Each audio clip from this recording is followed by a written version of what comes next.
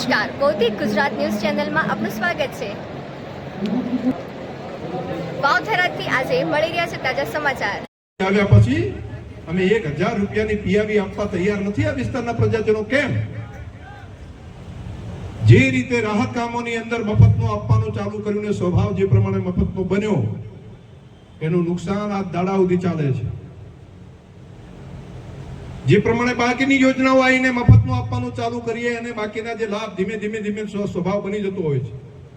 મારા ખેડૂતોનો સ્વભાવ દાન કરવાનો હતો। મારા ખેડૂતોને ત્યાં આવે તો દુષ્કાળની અંદર રહેતો તો પણ માણસ એ ભૂખ્યો કોઈ માણસ આવે તો એનો ભૂખ્યો ના રાખતો, એને રોટલો આપતો, એ પંખીને દાણા આપતો, એ ગાયને પૂળો ખવડાવતો।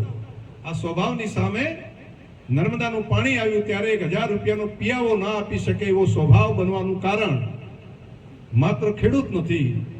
મને લાગે છે કે આપણે પણ એને સખ્તાઈપૂર્વક અમલીકરણ કરવાનું કામ જો કરીએ તો 100% એ કામ આપવાની વ્યવસ્થા થાય।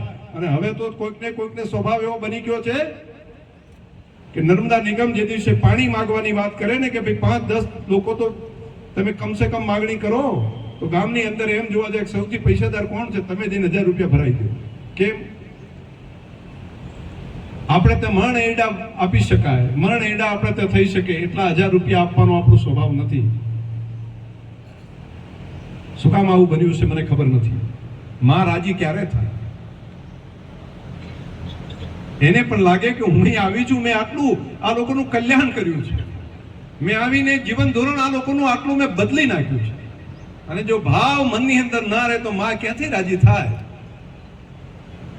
એ પૈસા નથી, જમીનનો ત્રીજો ભાગ જો દરેકના ખેતરમાંથી જો કરે સરકાર, જો કીધું હોત ને એ ટાઈમે તો હા પાડો, કોઈ ના નતા પાડવાના કે જેટલા દિવસ સુધી તમે નર્મદાનું પાણી આલો દર વર્ષે ત્રીજો ભાગ નર્મદા નિગમને આપશું, આવું કીધું હોય તો અમે હા પાડવાના હતા, તૈયાર હતા। પરંતુ અત્યારે 1000 રૂપિયાનો ભાવ પણ મહારાજ મનનો ભાવ નથી થતો અંદરથી। કેમ? મને સમજાતું નથી। એના માટે કદાચ જવાબદાર અમે જ લોકો બધા હશું કે અમે સતત ચાલુ કરી દઈએ, તમે આવો વાત કરો અને પાણી તમે ચાલુ કરી દઈએ, તમે કોઈક નાના કરી દો એટલે અમે ચાલુ કરી દઈએ। હવે મને લાગે છે કે વ્યવસ્થા તમારે એવી બનાવવી જ જોઈએ આજે નહીં તો કાલે, કે દરેક લોકો પીઆવીનો વ્યવસ્થા પણ કરે, 100% ડ્રીપ અને સ્પ્રિંકલરની વ્યવસ્થા કરે। અને હું તો માન્ય મુખ્યમંત્રીશ્રીને રજૂઆત એક વખત કરીશ કે નર્મદા નિગમની અંદર જેમણે પિયત કરવું હોય એને 100% ટપક સિંચાઈ કરે, એને જ પાણી આપવાનું, બાકી પાણી નહીં અપાય। અને આવી જો યોજના એક વખત મજબૂતાઈપૂર્વક રાજ્ય સરકાર મૂકે તો ખેડૂતોનું કલ્યાણ થશે, ખેડૂતોનો ફાયદો થશે। તો બંજર થતી જમીન, જે પાણી નીચેથી ખાર આવી રહ્યો છે, જે જમીન 5-10 વર્ષની અંદર બગડી જાય એવી સ્થિતિ સુધી પહોંચાશે તો બચવા માટેનો માત્ર ને માત્ર રસ્તો આ છે। ભલે ડ્રીપની અંદર, સ્પ્રિંકલરની અંદર સબસિડી જેટલી આપે છે એમાં હજુ વધારે આપવી હોય તો આપે, પરંતુ 100% ટપક અને સિંચાઈ ડ્રીપ દ્વારા જો વ્યવસ્થા કરશું તો આવતીકાલ ઉજળી થશે, તો આવતીકાલ ખેડૂતોની સુખી થશે, ખેડૂતો વધારે પૈસા કમાશે અને પાણી જેટલું છે એટલું પાણી બીજા વિસ્તારોમાં જ્યાં પાણી નથી ત્યાં પણ પાણી પહોંચાડવાનું કામ કરી શકાશે। જે તળાવ નથી, તળાવો ભરીને પણ પાણી પહોંચાડવું છે એવું પણ પાણી આપણે કરી શકશું, ત્યાં પાણી ભરી શકાશે। માત્ર આપણે વાવ વિધાનસભા વિસ્તાર, થરાદ વિધાનસભા વિસ્તાર, રાધનપુર વિધાનસભા વિસ્તાર, આટલા વિસ્તારનું પાણી છે, એને જો 100% ટપક સિંચાઈની અંદર જો આપણે લઈ જઈએ તો આખા બનાસકાંઠાને સિંચાઈ કરવા માટેનું પાણી આપી શકીએ।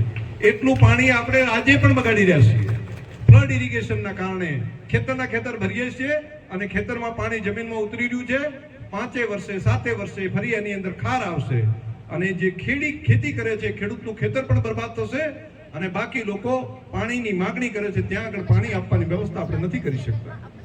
મારી તમને બધાને પ્રાર્થના છે, ખેડૂત મિત્રોને અહીંયા બેઠા છો, આ કડવી લાગે એવી વાત છે, મને ખબર પડે છે, છતાંય તમને કહું છું આની અંદર બધાનું ભવિષ્ય છે।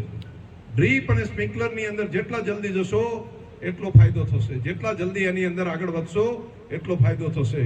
અને નર્મદા નિગમ પણ આ બાબતમાં આગળ આવવા માટેનું પ્લાનિંગ કરે। તમે પણ તમારું સજેશન હોય તો ત્યાં આગળ આપજો અને પૈસા આપવા બાબતે એની પિયાઓ આપે।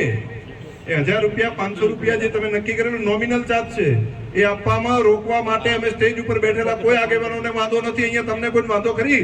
500,000 રૂપિયા આપવામાં કોઈ તકલીફ ખરી કોઈને? હાથ ઊંચો કરો બધા સંમત હોય તો. બધા લોકોનું મન છે, બધાનો ભાવ છે, પણ અંદરથી પેલો લોભનો ભાવ આવે છે બધાને.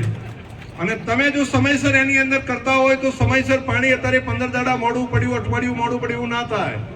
હક અને અધિકારથી તમે કહી શકો કે અમે પીઆઓ ભરીએ છીએ, અમારો ખેતીનો પાક બગડે છે, તાત્કાલિક અમારો ખેતીનો પાક ના બગડે એના માટેની વ્યવસ્થા કરો, એ હકથી અમે કહી શકશું, અમે કેવડાવશું કે ભાઈ અમે પૈસા એની અંદર ભરીએ છીએ તો કાયદેસર છે, તો એક પણ દિવસ મોડું ના પડે એની જવાબદારી નર્મદા નિગમની આપણે કરી શકશું. પરંતુ અત્યારે તો નર્મદા નિગમને શેના માટે કહીએ, કઈ રીતે કહેવું?